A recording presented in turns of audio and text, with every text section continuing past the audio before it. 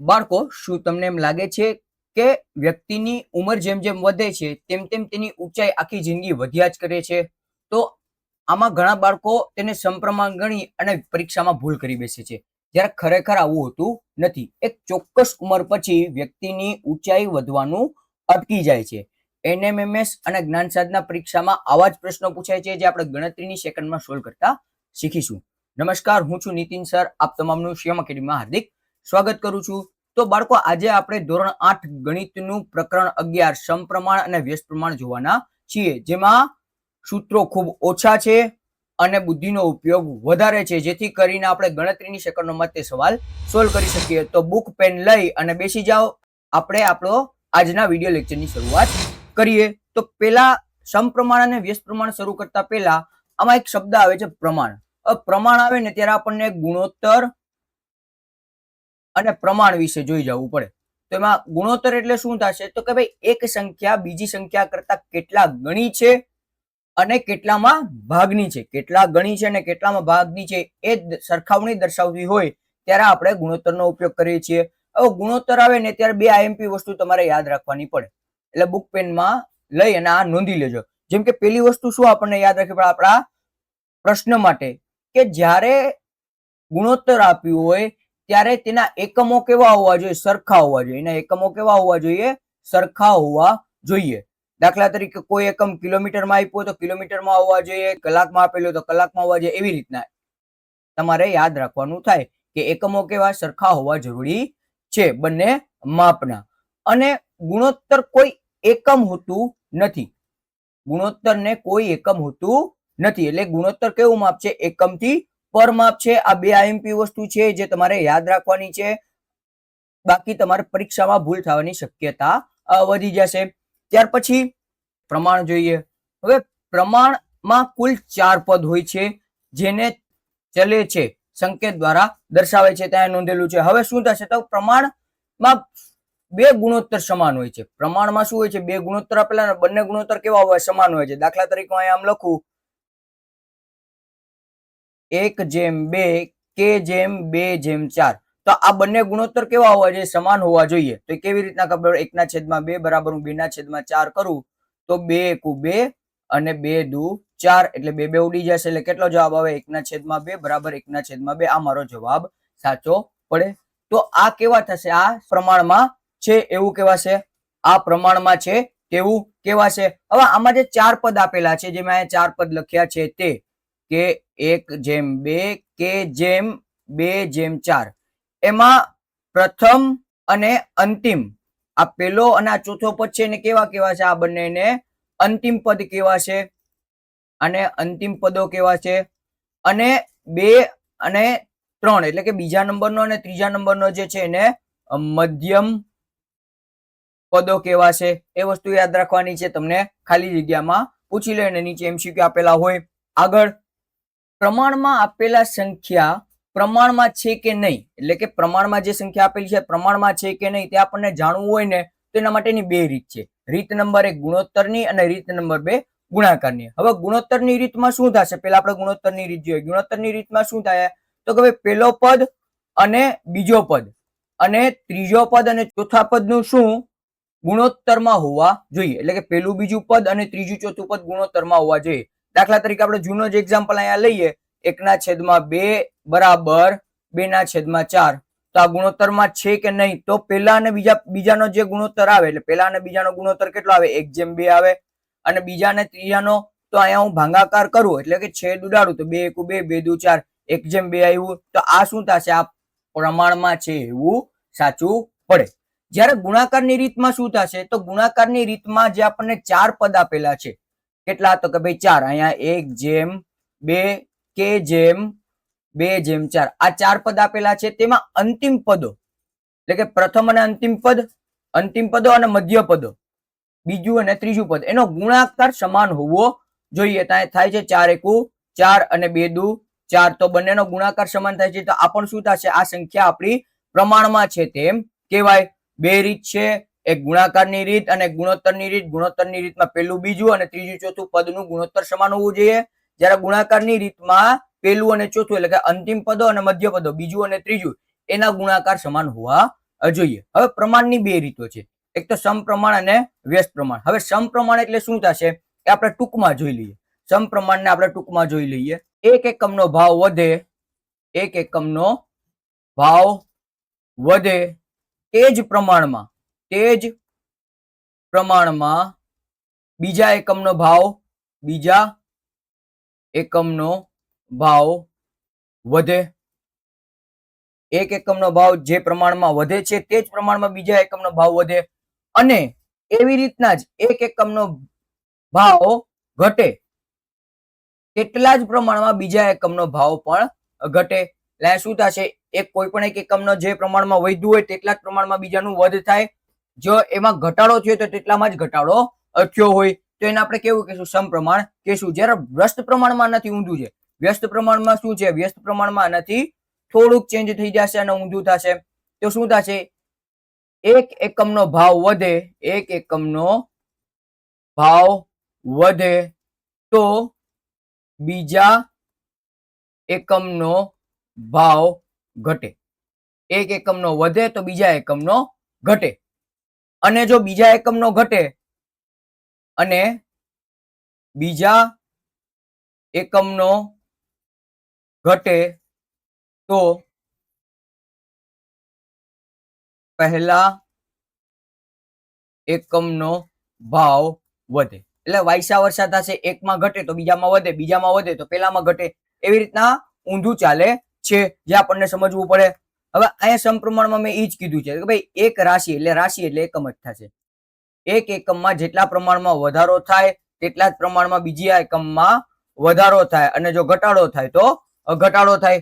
હવે અહીંયા આ વસ્તુ યાદ રાખવાની છે, જો બે રાશિઓ એક્સ અને વાય સમપ્રમાણમાં હોય, કેમાં સમપ્રમાણમાં હોય, તો એક્સ ચલે છે વાય, એક્સ ચલે છે વાય, એક્સ ચલે છે વાય. હવે શું થશે તો કે ભાઈ એક્સ ના છેદમાં x1 ના છેદમાં y1 એને બરાબર x2 ના છેદમાં y2. મેં જેમ કીધું એમ કે ભાઈ એકમાં વધે તો બીજામાં વધે, એકમાં ઘટે તો બીજામાં ઘટે. એવી રીતના જ થશે. તો અહીંયા એક એકમ આપી દીધું છે. દાખલા તરીકે આ પેલું એકમ છે x એકમ, અને બીજી રાશિ y એકમ છે. આમાં વધે તો આમાં વધવાનું છે, સમજાણું? એવી રીતના જ અહીંયા આપેલું છે, એટલે x ચલે છે y થશે. જ્યારે વ્યસ્ત પ્રમાણમાં ના ઊંધું, x ચલે છે એકના છેદમાં y, x ચલે છે એકના છેદમાં y. એટલે અહીંયા શું થશે, x1 ના છેદમાં x2 એને બરાબર y1 ના છેદમાં y2. અહીંયા આ તમારે મૂળતઃ યાદ રાખવાનું છે. અહીંયા યાદ રાખવામાં તમારે આ x ચલે છે એકના છેદમાં y, એટલે કે સમપ્રમાણ અને વ્યસ્ત પ્રમાણમાં નોંધ જે લખું છું ને, નોટ જે લખું છું ને, એ તમે લખી લેજો. તમારે યાદ રાખવાનું છે, સમપ્રમાણમાં x ચલે છે y અને વ્યસ્ત પ્રમાણમાં x ચલે છે એકના છેદમાં y. આટલું યાદ રાખી લેશો એટલે એક માર્કમાં જે તમને પૂછાય તો તમને થઈ જશે. હવે આપણે 2023 ના પ્રશ્નોથી શ્રી ગણેશ કરીએ. શું કીધું છે 2023 ના આપણા પહેલા પ્રશ્નમાં, કે 12 કારીગર એક કામ 15 દિવસમાં પૂરું કરે છે. કારીગર કેટલા દિવસમાં કામ પૂરું કરે છે? 15 દિવસમાં. તો અહીંયા હું કારીગર લખું, અહીંયા હું લખીશ કારીગર કેટલા છે 12, અને કેટલા દિવસ લાગે તો એ લોકોને દિવસ લાગશે 15. આવી રીતના મૂકતું જવાનું, વાંચતું જવાનું અને મૂકતું જવાનું. તો આ જ કામ 18 કારીગર એટલે કારીગર શું થશે, 18 થાય તો કેટલા દિવસમાં પૂરું કરે? હવે અહીં સમજવું પડે સમપ્રમાણ છે કે વ્યસ્ત પ્રમાણ છે. જો અહીંયા કારીગર વધે 12 ના કેટલા થયા, 18 થયા, તો દિવસો ઘટી જવાના, કારણ કે 6 કારીગર વધ્યા છે તો દિવસો ઘટી જવાના છે. તો અહીં દિવસોમાં ઘટાડો થાય તો આ કેમાં થશે, આ વ્યસ્ત પ્રમાણમાં થાય, વ્યસ્ત પ્રમાણમાં થશે. તો આને શું કરવાનું, આ જેમ આપેલું છે ને એમ જ આપી દેવાનું, 12 ના છેદમાં 18 એને ગુણ્યા 15. આ આપણો જવાબ થઈ જશે. જે મેં અહીંયા જે તમને કીધું હતું ને, હવે જે મેં તમને અહીંયા કીધું હતું ને એ જ વસ્તુ, જો x1 ના છેદમાં x2 અને y1 ના છેદમાં y2, આપણને y2 મળી જશે. હવે આપણને કાંઈ નથી કરવાનું. હવે આપણે સીધા છેદ ઉડાડવાને ટ્રાય કરશું કે કેવી રીતના તમને મળી જાય છે. આના માટે તમને ઘડિયા આવડતા હશે તો ઇઝીલી થઈ જશે. હવે મને અહીંયા દેખાય છે 18 છે, તો 6 તેરી 18 થાય. જો 3 ને 5 વડે 3 પંચા 15 થઈ જશે, એટલે 15 ના છેદ ઉડી જશે, અને 6 દુ 12 થશે, એટલે 12 ના છેદ ઉડી જશે, એટલે 5 દુ 10. આપણને 10 દિવસ લાગે. એટલે ઓપ્શન આપણો ડી સાચો પડે. સમજો કાંઈ નથી કર્યું, 12 કારીગરો છે, જો એ કામ કરે તો 15 દિવસમાં કામ પૂરું કરે છે. કારીગર વધી ગયા, તમારે ઘરે કામ ચાલતું હોય, એક માણસ પાસેથી કામ કરાવો તો એને 5 દી લાગે. હવે 2 માણસો આવે તો એને કેવી રીતના, તો 2 દીમાં પૂરું કરી જાય ને 3 દીમાં પૂરું કરે, સમય શું થઈ જશે, ઘટી જાય છે. તો એને કેટલા પ્રમાણમાં ઘટાડો થશે કે કેટલા પ્રમાણમાં વધારો થશે એ જાણવા માટે આપણને અહીંયા વ્યસ્ત પ્રમાણનો ઉપયોગ કરવો પડે. એક રમતમાં 50 વિજેતાઓ હોય, વિજેતા કેટલા, અહીંયા વિજેતાની નીચે લખું, વિજેતા મારી પાસે 50 છે, તો કુલ રકમ દરેકને ₹20 ઇનામ પેટે મળે. તો ઇનામ કેટલું મળે છે, ઇનામ મળે છે દરેકને 20. જો 10 વિજેતા બને, જો 10 વિજેતા બને તો દરેકને કેટલા રૂપિયા ઇનામમાં મળે, તો દરેકને કેટલા રૂપિયા ઇનામમાં મળે એ કીધું છે. તો આ કેવા પ્રકારનો થશે, તો જો વિજેતાઓ ઘટ્યા તો ઇનામ શું થશે, ઇનામ વધશે ને, ઇનામ શું થશે, ઇનામ વધશે, કારણ કે દરેકને 20 રૂપિયા દેવાના છે, કુલ રકમમાંથી 20 રૂપિયા દેવાના છે. હવે તો કુલ રકમ આપણી પાસે કુલ રકમ તો છે, કેટલી છે આપણને ખબર નથી, પણ એટલી જ આપણને દેવાની છે. ઇનામ શું થઈ જશે, વધે.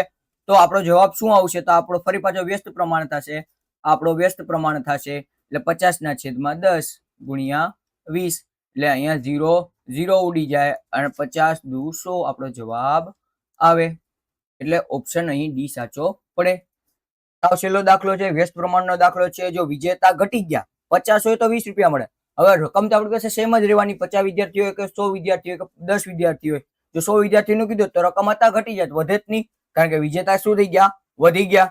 રકમ આપણી પાસે સમાન થશે, પણ વિજેતાઓની સંખ્યા વધઘટ થયા રાખે, તો પૈસાની સંખ્યા જો વધે તો પૈસા ઓછા દેવાના, જો વિજેતાઓ ઘટે તો પૈસા વધારે દેવાના.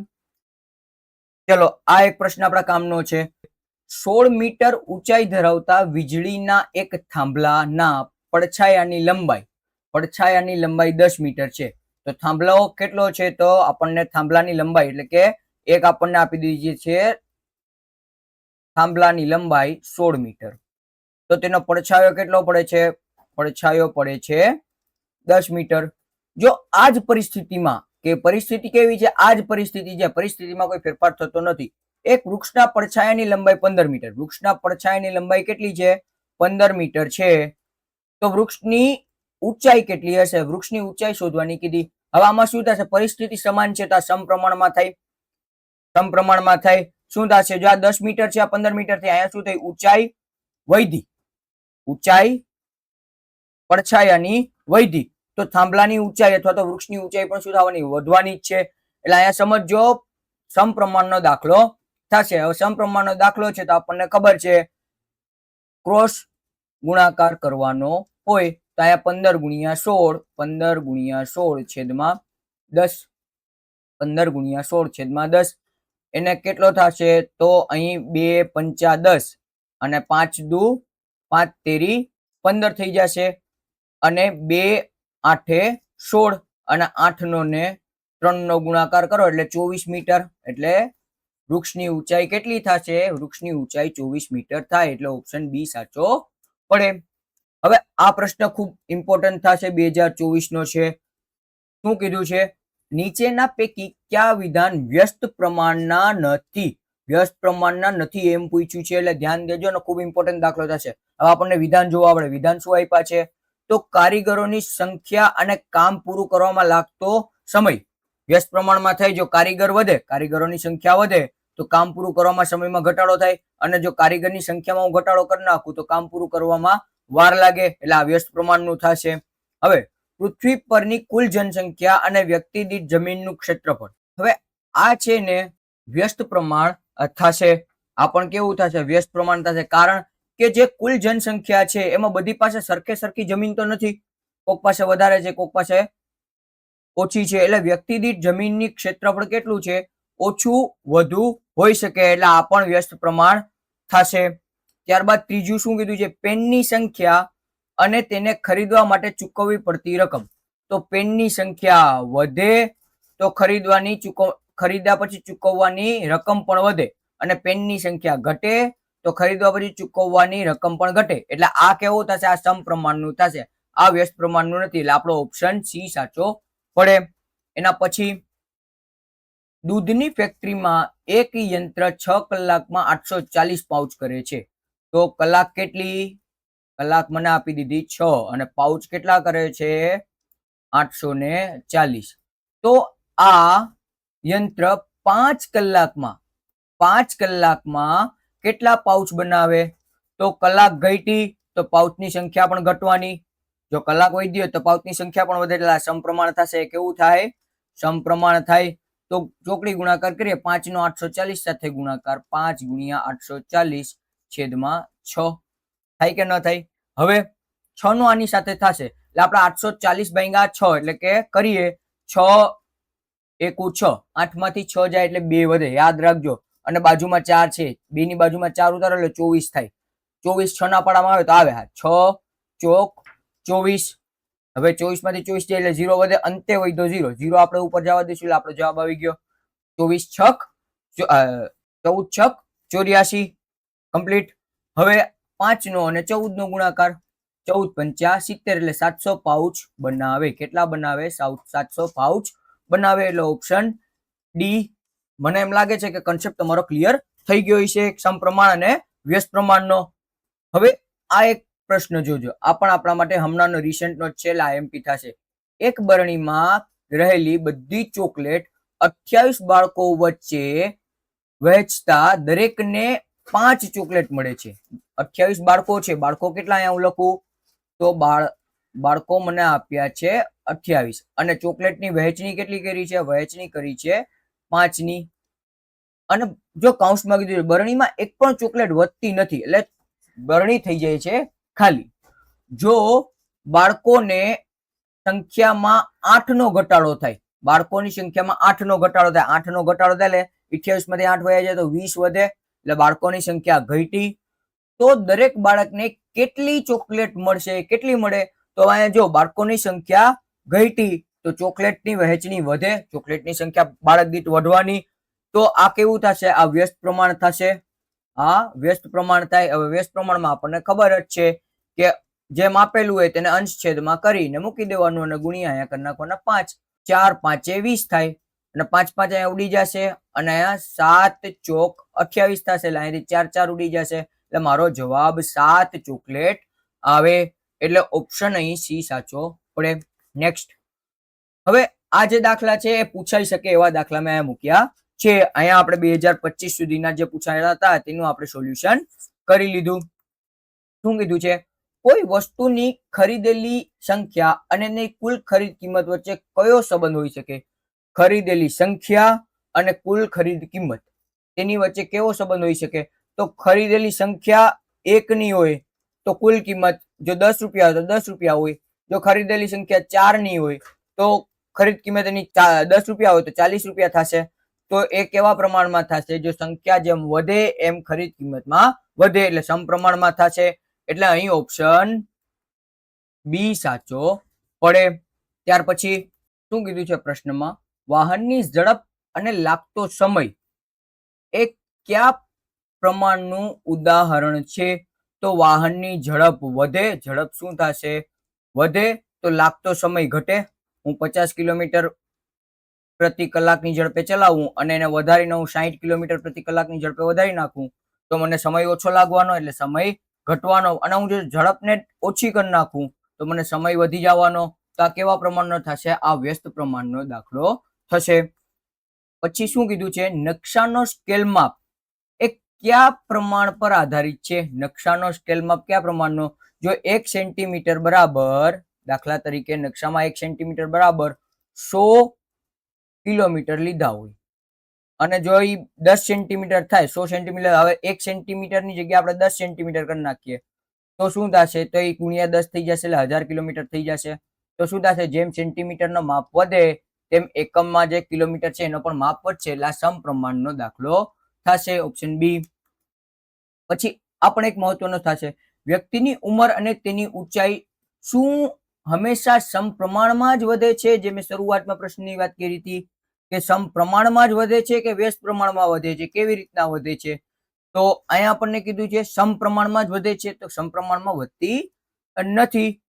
સમપ્રમાણમાં વધતી નથી. એ હંમેશા વ્યસ્ત પ્રમાણમાં પણ ન વધે, એટલે એવું પણ કઈ જરૂરી નથી, પણ સમપ્રમાણમાં તો વધતી નથી જ, જેમ આપણે ચર્ચા કરી તેમ. હવે એક કાર 3 કલાકમાં 150 કિલોમીટર ચાલે, તો કલાક કેટલી? કલાક મને આપી દીધી 3, અને અંતર કેટલું કાપે છે? અંતર કાપે છે 150 કિલોમીટર. તે ઝડપ 5 કલાકમાં કેટલું અંતર કાપે? તે જ ઝડપે 5 કલાકમાં, તો 5 બરાબર કેટલા? તો 3 કલાકના 5 કલાક થયા એટલે 2 કલાક વધ્યા. તો અહીંયા તે જ ઝડપ કીધી છે, ઝડપમાં ફેરફાર કરતો નથી, તો અંતર પણ શું થશે? એટલું જ વધારે કપાશે, એટલે સમપ્રમાણનો દાખલો થશે.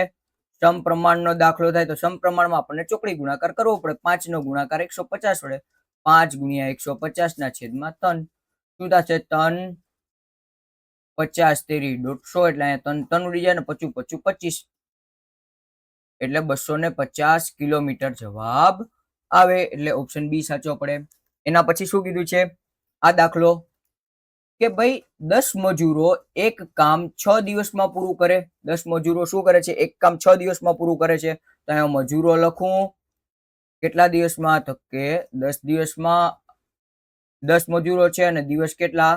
દિવસ થશે 6. જો મજૂરોની સંખ્યા 15 કરવામાં આવે, મજૂરો કેટલા કર્યા? 15, એટલે સંખ્યા 5 થી વધી, તો કેટલા દિવસ લાગે? તો હમણાં જ મેં તમને કીધું હતું, જો મજૂરોની સંખ્યા વધે તો દિવસોની સંખ્યા ઘટે, એટલે આપણો આ વ્યસ્ત પ્રમાણનો દાખલો થશે. આમાં તમારે પ્રમાણ જ જોવાના છે. વ્યસ્ત પ્રમાણના દાખલામાં જે આવી રીતના અંશ છેદમાં મૂકી દો. 15 ને કરીએ તો 3 પંચા 15, હવે 3 દુ 6 અને 5 દુ 10, 2 નો ને 4 નો ગુણાકાર કરીએ તો 2 દુ ને 4, 4 દિવસમાં કામ પૂરું કરે, એટલે જવાબમાં 4 દિવસ આવે. ઓપ્શન બી સાચું પડે. હવે જો ફરી પાછો આ કાર વાળો એક દાખલો છે કે 60 કિલોમીટર પ્રતિ કલાકની ઝડપે એક મુકામ પર 2 કલાકમાં પહોંચે છે. એક મુકામ પર 2 કલાકમાં પહોંચે છે. તો મને 60 કિલોમીટર પ્રતિ કલાક આપેલું છે, અને પહોંચે છે કેટલા વાગે? તો કે ભાઈ 2 કલાકમાં પહોંચે છે. હવે કારની ઝડપ વધારીને 80 કિલોમીટર પ્રતિ કલાક કરી. ઝડપ વધારી કેટલી કરી? 80 કિલોમીટર પ્રતિ કલાક કરી. તો કેટલો સમય લાગે એ આપણને પૂછ્યું છે. હવે જો ઝડપ વધી, આના પહેલાના દાખલામાં આપણે શું જોયું હતું? તો આના પહેલાના દાખલામાં આપણે ઝડપ કેવી હતી? સમાન હતી. ઝડપ કેવી હતી? સમાન હતી. પણ આ દાખલામાં ઝડપ કેવી છે? તો ઝડપ વધે છે. તો કલાકમાં પણ શું થશે? ઘટાડો થશે. કલાકમાં શું થાય? કલાકમાં ઘટાડો થાય. તો વ્યસ્ત પ્રમાણ થશે, જ્યારે ઓલું સમપ્રમાણ હતું, કારણ કે સ્પીડ સમાન હતી. હવે વ્યસ્ત પ્રમાણ છે તો 60 ભાગ્યા 80 ગુણ્યા 2, 0 ઉડી થશે, 0 ઉડી જાય, 2 તેરી 6 અને 2 ચોક 8, એટલે અહીં 2 ઉડી જશે. અહીં ફરી પાછું હું કરું, 2 4, એટલે અહીંયા 2 ઉડી જશે. વધ્યા કેટલા? તો કે ભાઈ 3/2. 3/2 વધ્યા. હવે 3 ના હું અડધા કરું તો 3 ના અડધા 1.5 થાય, એટલે 1.5 કલાકમાં પહોંચે. કેટલામાં પૂછશે? 1.5 કલાકમાં.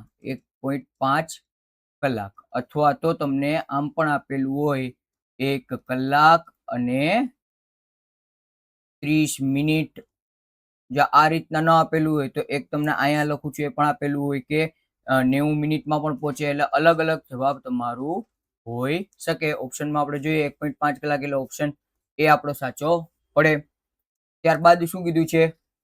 ઘાસચારા વાળો આપણને પૂછે છે, 20 પ્રાણીઓ માટે 6 દિવસ ચાલે તેટલો ચારો છે. 6 દિવસ ચાલે તેટલો ચારો છે. પ્રાણીઓ કેટલા? તો પ્રાણીઓ 20, અને ચારો કેટલા દિવસનો? તો ચારો આપણને આપેલો છે 6 દિવસનો. જો 10 પ્રાણીઓ વધે, એટલે 20 હતા વત્તા 10 વધ્યા, એટલે 20 ને 10 30 થાય. 10 પ્રાણીઓ વધે એટલે 20 ને 10 30 થાય, અહીંયા વધારો થશે. તો ચારો કેટલા દિવસ ચાલે? એ મને કીધું છે. તો પ્રાણીઓ વધે તો ચારો ખાશે પણ વધારે, એટલે દિવસો કેવા થશે? ઘટતા જશે. તો વ્યસ્ત પ્રમાણ થશે, કારણ કે પ્રાણીઓની સંખ્યા વધે તો ચારો ઘટે. તો વ્યસ્ત પ્રમાણની રીતે આપણે દાખલો ગણીએ તો 30 20/30 ગુણ્યા 6. 0 ઉડી જશે અને 3 દુ 6, 2 દુ ને 4. 4 દિવસ ચાલે એટલો ચારો આપણી પાસે વધશે, એટલે ઓપ્શન બી સાચું પડે. ત્યારબાદ ફરી આ જે પૂછાઈ ગયેલો આપણે દાખલો જોયો પડછાયા વાળો એવો જ છે કે 5 મીટર ઊંચા થાંભલાની પડછાયો 3 મીટર લાંબો પડે છે. હવે થાંભલાની ઊંચાઈ કેટલી છે? ઊંચાઈ આપણને આપેલી છે, ઊંચાઈ આપેલી છે 5 મીટર અને પડછાયો મને આપેલા છે 3 મીટર. તે જ સમયે, સમય કેવો છે? તે જ સમયે અને તે જ સમય આપેલો છે. એક વૃક્ષનો પડછાયો 6 મીટર લાંબો હોય, તો પડછાયો 6 મીટર લાંબો છે તો વૃક્ષની ઊંચાઈ કેટલી હશે? તો આ કેવો થશે કે પડછાયો સમય તે જ છે એટલે પડછાયો શું થયો? વધ્યો. તો ઊંચાઈ પણ કેવી? વધેલી જ હોવી જોઈએ, સમયમાં ફેરફાર થતો નથી એટલે સમપ્રમાણનો દાખલો થાય. સમપ્રમાણનો દાખલો થશે.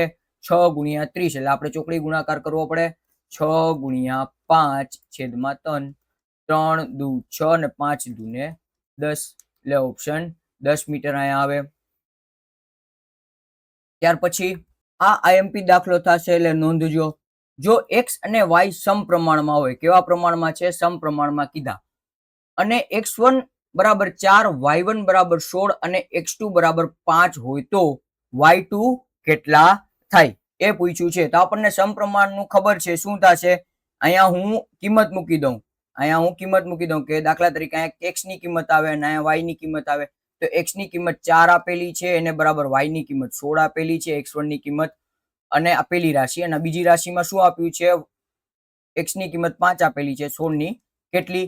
હવે આ કેવા પ્રમાણમાં છે? સમપ્રમાણમાં છે. તો ચોકડી ગુણાકાર કરીએ. 5 ગુણ્યા 16/4 એટલે ચોકે 16 ને 4 પંચા 20 એટલે અહીં જવાબ આપણો 20 આવે. જો x અને y વ્યસ્ત પ્રમાણમાં હોય, કેવા પ્રમાણમાં હોય? વ્યસ્ત પ્રમાણમાં હોય તો x1 બરાબર 8, y1 બરાબર 15 હોય તો x2 બરાબર 12 હોય ત્યારે y2 કેટલો થશે? હવે ફરી પાછું આપણે વ્યસ્ત પ્રમાણનું કીધું છે. જોજો, વ્યસ્ત પ્રમાણ કીધું છે એટલે કેવી રીતના થશે? અહીંયા હું x ની કિંમત મૂકું એને બરાબર અહીંયા y ની કિંમત મૂકું. x ની કિંમત x1 બરાબર 8 આપેલા છે, y1 બરાબર 15 આપેલા છે, x2 બરાબર 12 આપેલા છે, તો y2 મેળવવાના કીધા છે. વ્યસ્ત પ્રમાણ છે એટલે આપણું કેવી રીતના આવશે? 8/12 ગુણ્યા 15 આવી રીતે આવે. હવે અહીંયા હું 3 ચોક 12, કારણ કે 15 છે એટલે 15 કેવી રીતના 3 વડે થઈ જશે. 3 5 15 અને 4 2 8 એટલે આના બંનેનો ગુણાકાર કરીએ તો 5 દુ ને 10 એટલે મારો જવાબ 10 આવે, ઓપ્શન એ. હવે આપણા એમપી દાખલો છે, જોજો કેવી રીતના શું કહેવા માંગે છે કે ભાઈ એક ફેક્ટરીમાં 15 મશીન એક ઓર્ડર 60 દિવસમાં પૂરું કરે છે. એક ફેક્ટરીમાં 15 મશીન એક ઓર્ડર 60 દિવસમાં પૂરું કરે છે. મશીન કેટલા? તો મશીન મને આપ્યા છે 15 અને કેટલા દિવસમાં ઓર્ડર પૂરું કરે છે? દિવસ આપી દીધા 60.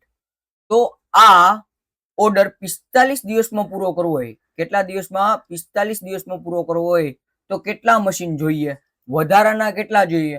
તો અહીંયા શું થશે? દિવસો ક્યાં થયા? ઘટ્યા, તો મને મશીન વધારે જોશે, કારણ કે 15 મશીન 60 દિવસમાં પૂરું કરે તો મારે વેઇટ જ કરવાનું છે. મારે બીજા 15 મશીન નાખું તો મારે કેટલા દિવસમાં? 30 દિવસમાં પૂરું થાય. એવી રીતના પણ આપણે કરી શકીએ. અને 15 છે એ 60 દિવસમાં પૂરું કરવા માટે 50% કરી નાખો, મારે 30 દિવસમાં કરો તો મારે બીજા 15 નાખવા પડે ને. એટલે આ કેવા પ્રમાણમાં થશે? વ્યસ્ત પ્રમાણમાં થશે. આ વ્યસ્ત પ્રમાણમાં થશે. તો કેવી રીતના આવશે? 60/45 એને ગુણ્યા 15. આ મુજબ આપણું કઈક સમીકરણ બને. હવે 15 તીએ 45 ને 20 તીએ 60 એટલે અહીંયા મને 20 મશીન જોઈએ. 20 મશીન જોઈએ જો 40 દિવસમાં પૂરું કરવું હોય તો. ઓપ્શન બી સાચું પડે. નેક્સ્ટ શું આપ્યું છે તે આપણે જોઈએ. એક બોક્સમાં પેન્સિલ એવી રીતે ગોઠવવાની છે કે જો દરેક બોક્સમાં 12 પેન્સિલ મૂકીએ તો 25 બોક્સ ભરાય. તો કેટલી પેન્સિલ મૂકવાની છે? 12 મૂકીએ તો 25 બોક્સ ભરાય. જો દરેક બોક્સમાં 20 પેન્સિલ મૂકીએ, હવે કેટલી મૂકી છે? 20 મૂકવી છે, તો કેટલા બોક્સ ભરાય? તો કેટલા બોક્સ ભરાય? તો અહીંયા પેન્સિલની સંખ્યા વધી છે તો બોક્સની સંખ્યા ઘટે, એટલે વ્યસ્ત પ્રમાણનો દાખલો થશે. તો વ્યસ્ત પ્રમાણના દાખલા માટે આપણને ખબર છે 12/20 ગુણ્યા 25 થાય. અહીંયા 20 ના કટકા પાડી નાખું, 4 પંચા 20 એટલે અહીંયા આવશે 25 25 અને 4 તેરી 12 અને આ બંનેનો ગુણાકાર કરું 5 તેરી 15 એટલે 15 પેન્સિલ ના બોક્સ ભરાય એટલે ઓપ્શન બી સાચો પડે. 6 પાઇપ વડે એક ટાંકી 1 કલાક 20 મિનિટમાં ભરાય છે. જો ફક્ત 5 પાઇપનો ઉપયોગ કરીએ તો ટાંકી કેટલા કલાકમાં ભરાશે અથવા તો કેટલા સમયમાં ભરાશે? તો આ પ્રશ્નનો જવાબ તમારે મને કમેન્ટમાં આપવાનો છે. જેનો સાચો હોય છે તેનું પિન કમેન્ટમાં મૂકીશ, તો કમેન્ટ કરો. તો બસ આ હતા આપણા સમપ્રમાણ અને વ્યસ્ત પ્રમાણના આઈએમપી દાખલા. જો તમને વિડીયો અગત્યનો લાગ્યો હોય અને સમપ્રમાણ અને વ્યસ્ત પ્રમાણની શોર્ટકટ ટ્રીક સમજાણી હોય કે કેવી રીતના દાખલો ગણવું, તો વિડીયોને લાઈક કરી મિત્રો સાથે શેર કરવાનું ન ભૂલતા. અને શિવામ એકેડેમીને સબસ્ક્રાઇબ ના કરી હોય તો સબસ્ક્રાઇબ કરજો, જેથી કરીને ભવિષ્યની તમામ માહિતી તમને મળી શકે. મળીએ નવા વિડીયોમાં, ત્યાં સુધી મને રજા આપો. અસ્તુ. જય હિન્દ, જય ભારત, જય જય ગરવી ગુજરાત.